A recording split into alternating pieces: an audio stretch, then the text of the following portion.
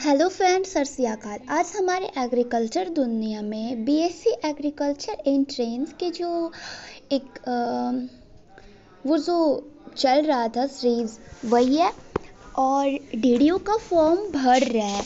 ठीक है, और वो 1 अप्रैल से ही भर रहा था, लेकिन उसकी साइट खुल नहीं रही थी किसी कारण की वजह से।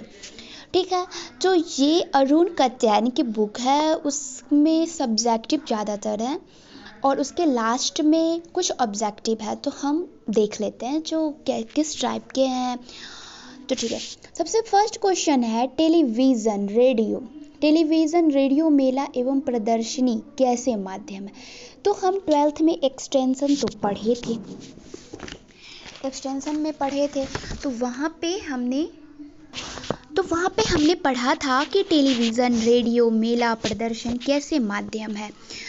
तो ये है जनसंचार के माध्यम। ठीक है, इसका जो राइट आंसर है वो है जनसंचार के माध्यम। ठीक है, टेलीविज़न रेडियो ये सब जनसंचार के माध्यम है। अब दूसरा है, भारत में सबसे अधिक चीनी मिलों की संख्या है। तो चीनी मिल सबसे अधिक कहाँ है। तो हमारे ये जो उत्तर प्रदेश है वहाँ पे चीनी मिल सबसे ज़्यादा है, क्योंकि वहाँ पे गन्ने बहुत मात्रा में वहाँ उगाई जाती है। अब है केंद्रीय मृदा लवण अनुसंधान संस्थान स्थित है। इससे आपका एक रिलेटेड क्वेश्चन तो रहेगा, जो केंद्रीय मतलब ऐसे केंद्रीय करके या सेंट्रल करके। ठीक है, तो ये कहाँ है, तो ये है हमारे करनाल में। ठीक है, केंद्रीय मृदा लवणता अनुसंधान हमारा कहाँ है, तो ये है हमारे करनाल में। इसका राइट आंसर करनाल हो जाएगा। अब है प्रसार शब्द का प्रयोग सर्वप्रथम किया गया था। अब ये प्रसार यानी एक्सटेंशन जो वर्ड है वो सबसे पहले प्रयोग कब किया गया था, तो ये किया गया था अमेरिका में। एक्सटेंशन का यूज़ अमेरिका में किया गया था। अपनाने की प्रक्रिया एडॉप्शन के निम्न चरण में क्रमबद्ध कीजिए।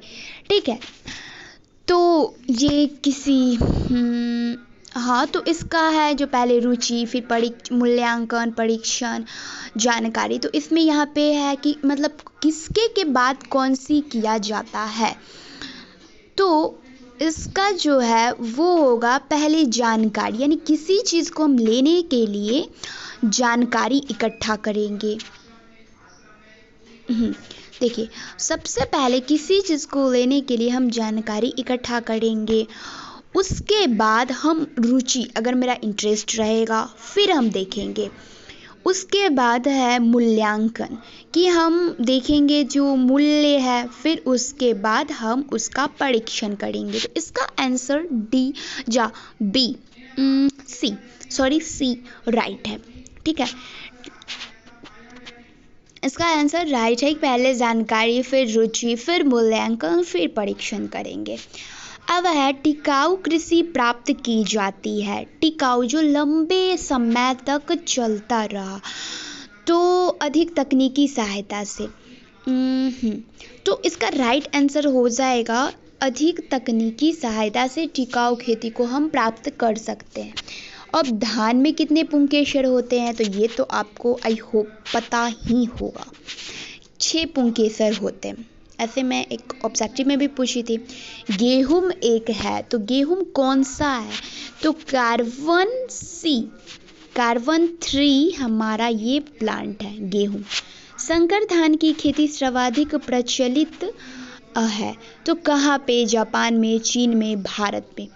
तो ये संकर धान जो प्रचलित है ना, वो है हमारे चीन में, यानी कि हमारे चीन में संकर धान की खेती बहुत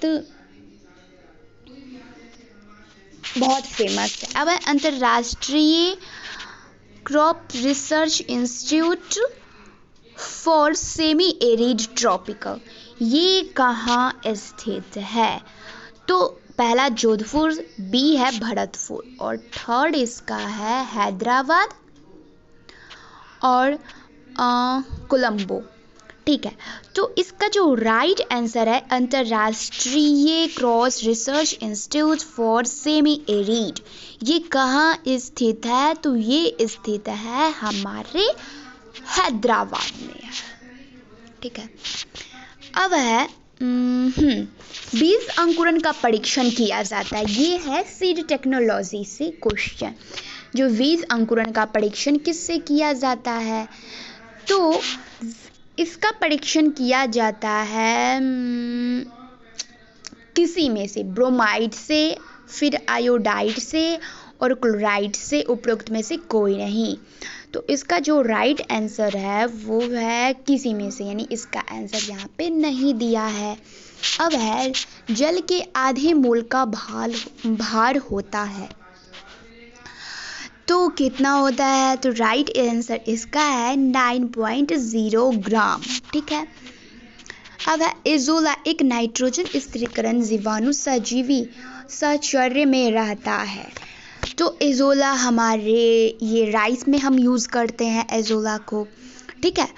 अब है कि फर्न एवं नीलहरित शैवाल के बीच, तो ये सहजीवी का काम करता है, सहजीविता का, तो वो किस में? तो इसका आंसर जो है वो है हमारा फर्न तथा नीलहरित शैवाल के बीच में एजोला सहजीवी का काम करता है। अब है फास्फोरस पौधे लेते हैं। अब कौन से प्लांट होते हैं जो फास्फोरस लेते हैं? तो फास्फोरिक एसिड के रूप में। नहीं, ये क्वेश्चन था कि फास्फोरस पौधे किस रूप में लेते हैं, तो फास्फोरिक एसिड के रूप में लेते हैं। तो फास्फोरस फास्फोरिक एसिड के रूप में हमारे प्लांट लेते हैं मिट्टी से। अब है सोयाबीन का उद्भव, तो ये तो मैं कितनी बार पूछ चुकी हूँ, चीन में। इसका राइट आंसर चीन होगा, ठीक है। सोयाबीन चपाती गेहूं की गुणसूत्रों की संख्या, अब जिसकी हम रोटी खाते हैं नॉर्मली, वो उसकी जो क्रोमोसोम होती है वो कितनी होती है? तो 42, उसका 42 होता है। अब है हमारा गेहूं में हरित क्रांति का आधारीय श्रेय, यानी कि हमारे गेहूं में हरित क्रांति का आधारीय श्रेय किस मतलब जो आता है, तो अधिक उपज देने वाले प्रजाति का अधिक उपयोग। हमारे पहले हरित क्रांति से पहले उनकी उतनी पैदावार नहीं थी, पर हरित क्रांति के बाद बढ़ गई थी, तो मेनली इसका है अधिक उपज देने वाली प्रजाति का अधिक उपयोग, मतलब इस हरित क्रांति के बाद आया। मृदा में यूरिया के अपघटन से मिलता है। अब हमारे मृदा में यूरिया के अपघटन से क्या मिलता है? तो अमोनिया कार्बोनेट। मृदा में यूरिया से अपघटन से मिलता है अमोनिया कार्बोनेट मिलता है।